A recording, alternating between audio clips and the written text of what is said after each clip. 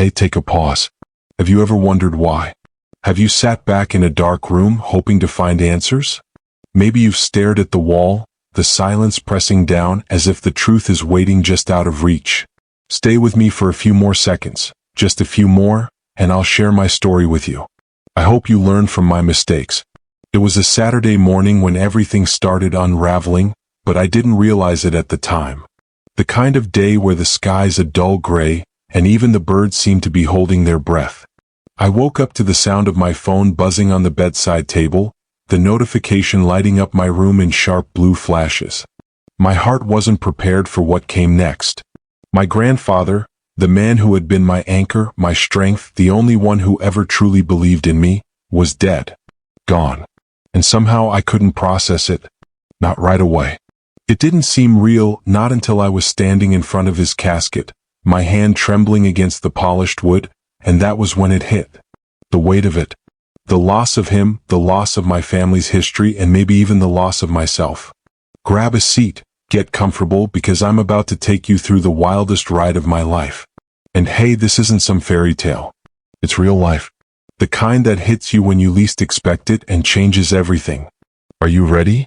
But before I proceed, kindly subscribe and comment where you're watching from. My name is David Harper and I'm 28 years old. I live in Charleston, South Carolina, a city where history flows through the cobblestone streets and the air always feels heavy with the scent of salt water. I've spent most of my life here, running the family-owned restaurant my grandfather started years ago. It's the kind of place where everyone knows your name, where the smells of garlic bread and fresh seafood fill the air, and the chatter of regulars blends with the soft clink of wine glasses. I was content, or at least I thought I was. I've been in a relationship with Emma for 5 years. We met at a local coffee shop during one of my breaks, and something about her drew me in. At first, it was just the way she smiled, that warm, gentle smile that seemed to make the world feel right. Over time, I came to rely on her support, her encouragement.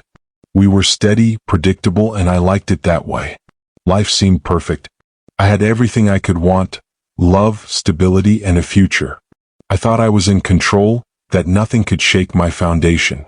I had the restaurant, I had Emma, and I had the family legacy to look forward to. But I was wrong. The storm was coming and I couldn't see it. It was a morning like any other when the call came. I remember the sound of my phone buzzing on the counter, the screen lighting up with my mother's name. I didn't think much of it at first. It was too early and I was just preparing for the day ahead, working at the restaurant, dealing with the usual. But when I picked up, her voice cracked and I instantly knew something was wrong. "David, it's Grandpa," she said, her voice trembling. "He passed away." I don't think I heard anything after that. Everything went silent in my mind. My grandfather, he had always been there, solid as a rock. He was more than just family. He was the man who raised me after my parents separated, the one who took me in when I had nowhere else to go. He was the one who made me believe I could do anything, even when I didn't believe it myself. To hear that he was gone, no warning, no goodbyes, it felt like the ground had fallen away from beneath me. I drove to the estate, the place where I spent so many childhood summers, with Emma by my side. The house seemed so different now, so empty without his voice filling the air. The large oak trees that lined the driveway looked bare, almost as if they too were mourning his absence. I tried to keep it together. I tried to focus on what I had to do, making arrangements, comforting family, being there for everyone. But inside I was falling apart. Emma was there for me, at least that's what I thought. She wrapped her arms around me as soon as we arrived, whispering words of comfort.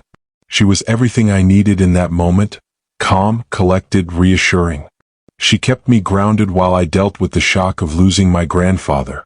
But as the hours passed, as the funeral plans were made, I started to feel something else. A tension, a subtle shift in the air between us.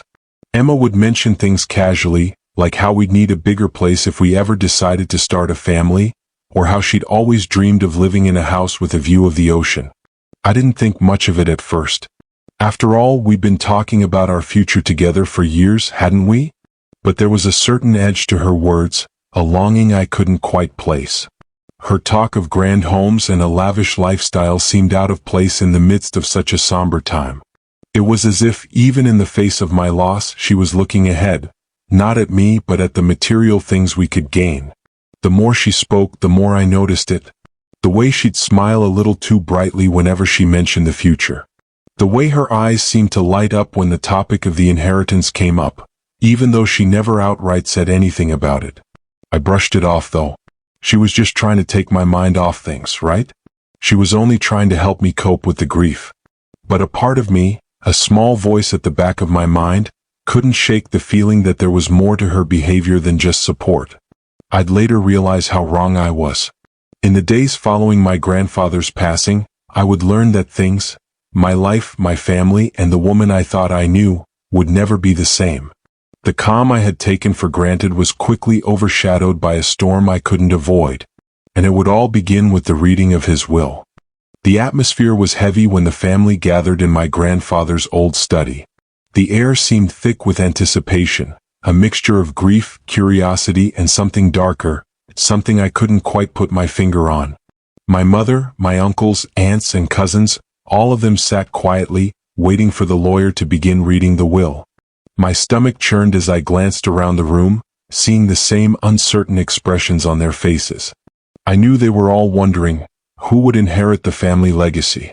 When the lawyer finally spoke, his voice cold and formal, I held my breath. David Harper, he said, turning the page, is the sole beneficiary of the estate. The property, the business, and the wealth accumulated over the years, all of it is now his.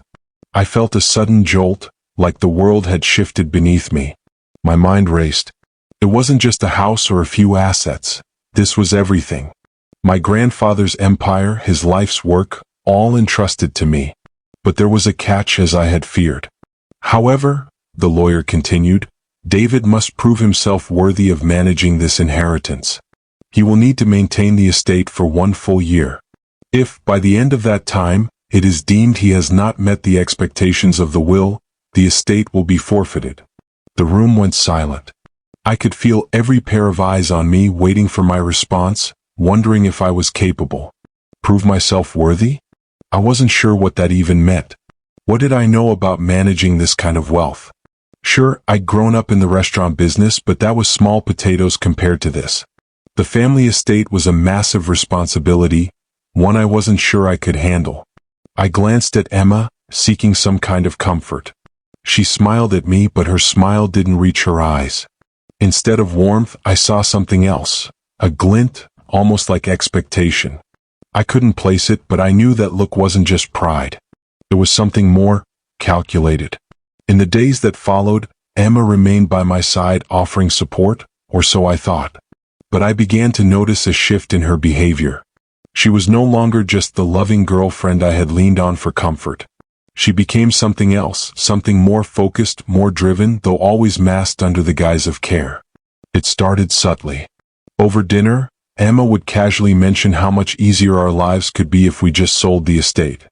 It's a lot of work to maintain, David, she would say, her voice smooth.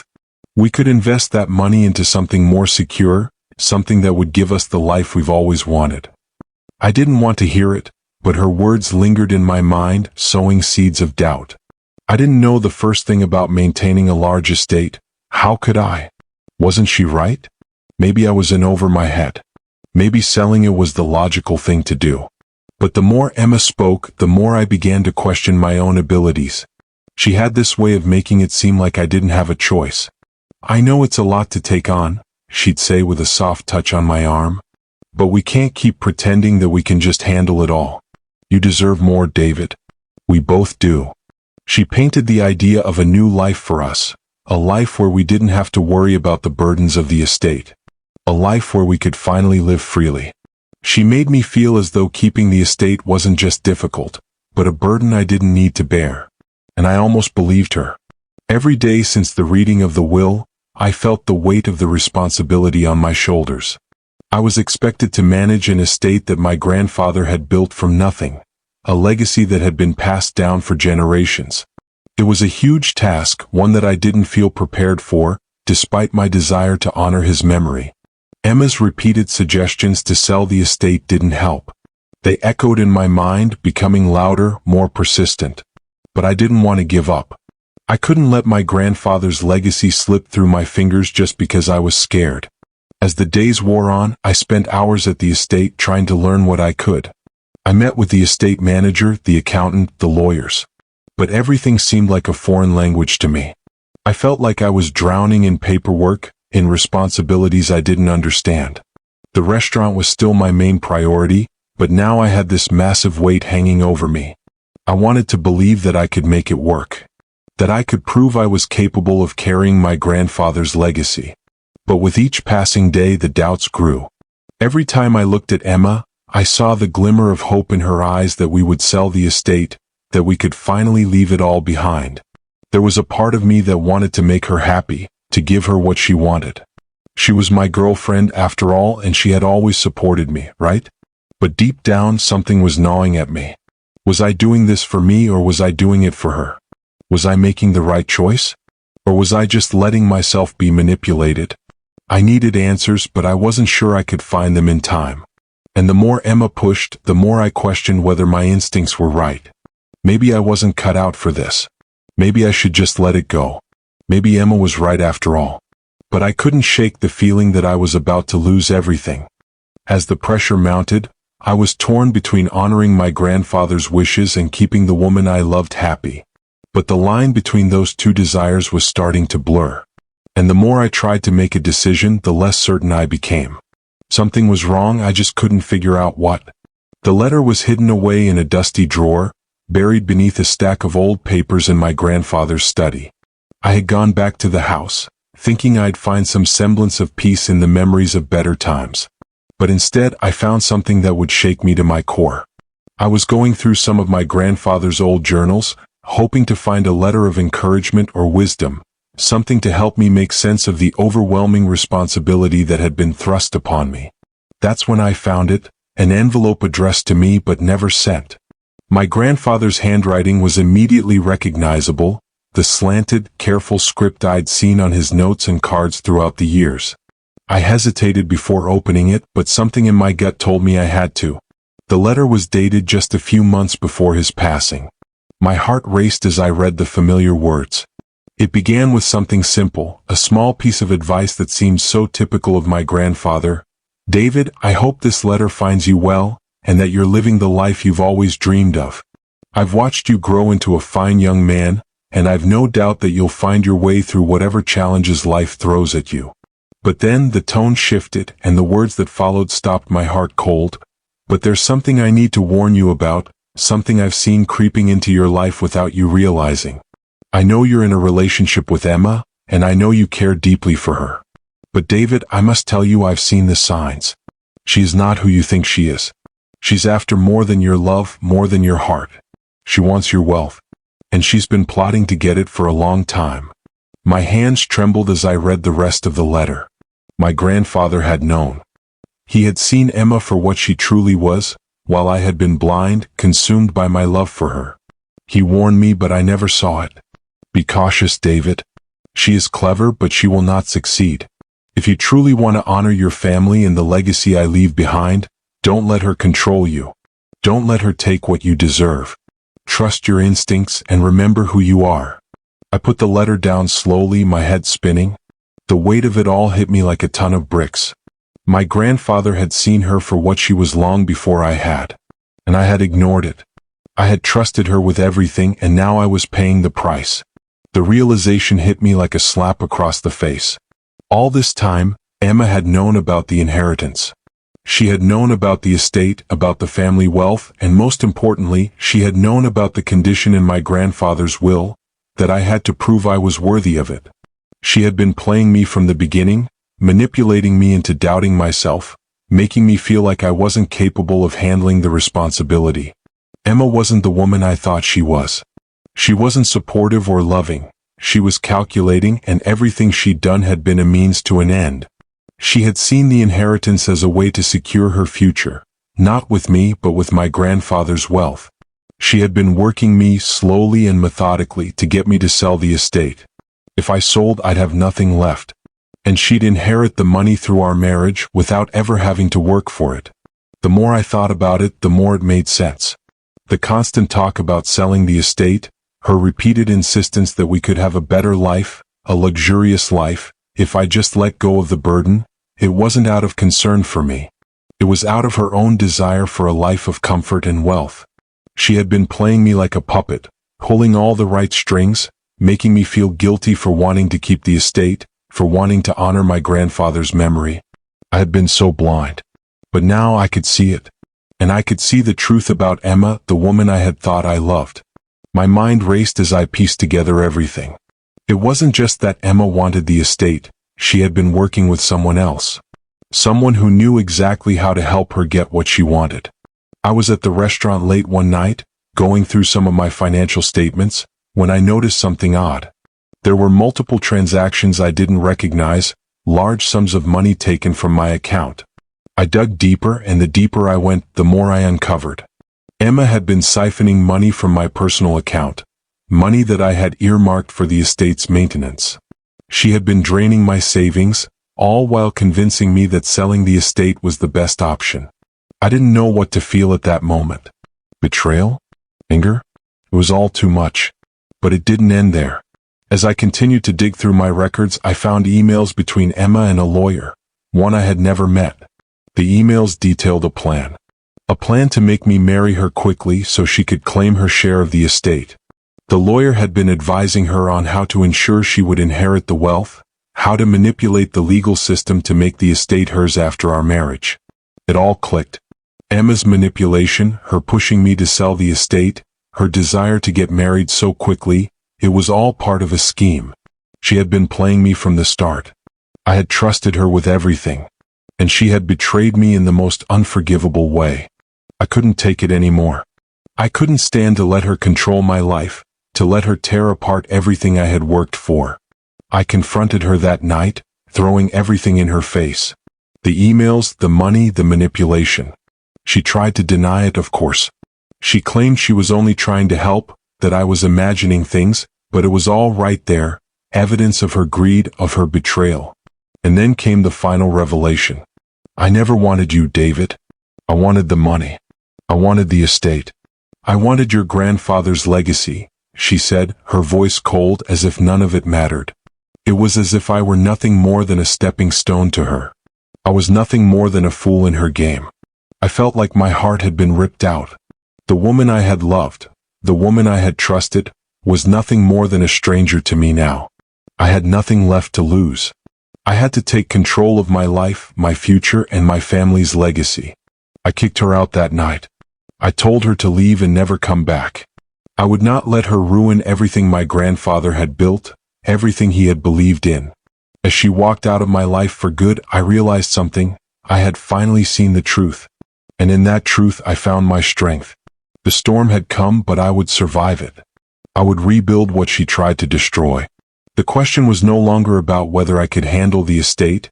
It was about whether I could handle the fallout from the biggest betrayal of my life. And I was determined to find out. The confrontation happened in the silence of the estate, the house that was once filled with warmth and laughter, now standing cold and empty. Emma stood before me, her eyes darting between the papers and the evidence I had gathered. The bank statements, the emails, the secret meetings, all of it was laid bare on the table in front of us. There was no denying it now. I could see the shift in her expression as she realized I knew everything. The confident, composed woman who had been manipulating me for so long crumbled, if only for a second. But that second was enough to expose her true nature. The woman who had made me believe I was the problem, the one who had convinced me that I was incapable of handling the legacy I had inherited. She had taken my love, my trust, and used it to further her own selfish goals. Emma, my voice trembled, a mix of pain and anger. All this time I thought you loved me. I thought you cared. But you've been playing me, haven't you? She opened her mouth to respond, but I cut her off, my voice growing firmer. You never wanted me, Emma. You wanted what I could give you, what my grandfather left behind. You've been using me to get what you wanted all along, and I was too blind to see it. The words burned as they left my mouth, but I needed to say them. I needed to confront the truth of it all, even if it shattered me in the process. The woman I had loved, the woman I had planned my future with, wasn't real. She was nothing but a stranger, a manipulator who had preyed on my vulnerabilities. Her eyes shifted uncomfortably as the truth hit her like a punch. The woman who once seemed so full of love now stood before me, her true colors bleeding through her facade. For a moment I saw the cracks in her control. The mask she wore for so long had slipped. I couldn't feel sorry for her, not anymore. "I'm done, Emma," I said, my voice steady despite the storm of emotions inside me. "I'm not selling the estate. I'm going to manage it just like my grandfather wanted. I'm going to honor his legacy." The finality in my voice left no room for argument. I wasn't just rejecting her plan, I was rejecting everything she had ever said to me, everything I had ever believed about us. The pain of betrayal was sharp, but it was a pain that came with clarity. I could see now. I knew what I had to do. I had to take control not just of the estate but of my own life. I had spent too long letting others pull my strings, and it was time to stop. Emma, never one to give up without a fight, attempted to regain her footing. Her voice grew desperate, pleading, but the venom in it was unmistakable. "You're making a huge mistake, David. You really think you're going to get away with this? You think you can just ignore what I know about you, about your family?" Her words dripped with malice. She took a step closer, her eyes locking onto mine with a cold intensity. "I could ruin you, David. I could expose everything about your family, the secrets your grandfather kept, the things you don't want anyone to know. You'll lose everything. Your family will turn their backs on you. Do you really want that? Do you want to destroy everything your grandfather built?" Her words were designed to break me. She thought I would cave in, that I would crumble under the weight of her threats, just as she had planned from the beginning. But instead, her threats only reinforced my resolve. She wasn't going to control me anymore. I wasn't going to let her use me as a pawn in her game of greed and manipulation. "You don't know me at all, Emma," I said, my voice unwavering. "You've lost and so have I. But I'm not going to let you destroy everything my grandfather left behind. Not now, not ever." I watched as the light faded from her eyes. The mask of charm, of manipulation, shattered before me. She had no power left, she had no hold on me. "I'm done," I said, stepping toward her. "Leave. Now." As Emma walked out of the house, her footsteps heavy and deliberate, I stood there watching her go. The pain of her betrayal was sharp, but it was a pain that was beginning to fade. In its place there was something else, something that had been missing for so long. A sense of purpose. A sense of ownership over my own life. I turned to look at the estate, the legacy my grandfather had left me, and a flood of emotions washed over me. Grief, anger, sadness, but also a quiet strength. I had made it through the storm. And now it was time to rebuild. The estate was more than just property. It was more than just money. It was a symbol of everything my grandfather had worked for, everything he had hoped for me. And it was mine. I didn't know what the future held or how I would manage everything on my own, but I knew one thing for certain. I would do it. I would restore the estate, I would honor my grandfather's memory, and I would make sure his legacy lived on, no matter what it took. I watched as Emma disappeared from sight, feeling the finality of it all. She was gone. The woman I thought I loved was gone. And in her place, there was a man standing alone but stronger than before. I took a deep breath, and for the first time in a long while, I felt at peace. It wasn't the peace I had hoped for, but it was the peace I needed. And as I stood there looking at the estate, I knew that my journey wasn't over yet.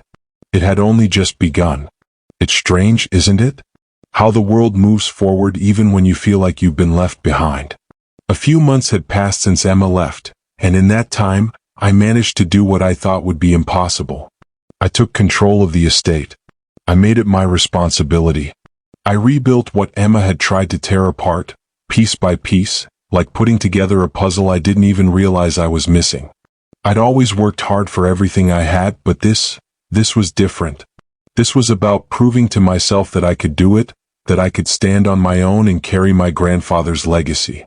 I wasn't just managing property anymore. I was restoring my family's honor, the one Emma had so carelessly tarnished with her lies and manipulation. Slowly the estate began to thrive again. The business I had inherited started to pick up, and I found a new sense of pride in it. But the work wasn't just about the estate. It was about healing, emotionally, mentally. The betrayal still stung, but with each passing day, it hurt less. I stopped clinging to the past, stopped wondering what could have been. Instead, I focused on what was ahead. I started to rebuild relationships with my family, those who had been affected by Emma's lies. It wasn't easy. Trust, once broken, doesn't just repair overnight. But with time, I proved that I was capable, that I was more than just a victim of betrayal. I showed them that I was strong enough to carry on, to make the legacy something meaningful again. I made peace with the fact that my relationship with Emma was over. There was no going back. The woman I had trusted, loved, had turned out to be someone else entirely. And yet, there was a strange sense of closure in that. She was gone. And I was still standing. Just when I thought I could finally put everything behind me, the message came. It was late one night, a quiet evening that I was spending alone in the study, going over the estate's finances. The phone buzzed on the desk. I didn't recognize the number, but curiosity got the better of me. I opened the message. The words were cold, carefully chosen, almost calculated. You think you've won, David? But you've only scratched the surface. The estate, the wealth, it's never been enough for me. I'm not done yet. I'll find a way back in. You can't escape me forever. You'll see. I stared at the screen for a long time, my fingers gripping the phone so tightly my knuckles turned white. A rush of emotions flooded through me, anger, disbelief, and something else, something darker. I thought I was rid of her. I thought she was a chapter closed, a mistake I'd learned from and moved on. But there she was, still lurking in the background, still trying to pull the strings. Her words, though cryptic, were a reminder. A reminder that Emma's greed hadn't ended. That she wasn't done with me or the legacy I had worked so hard to rebuild.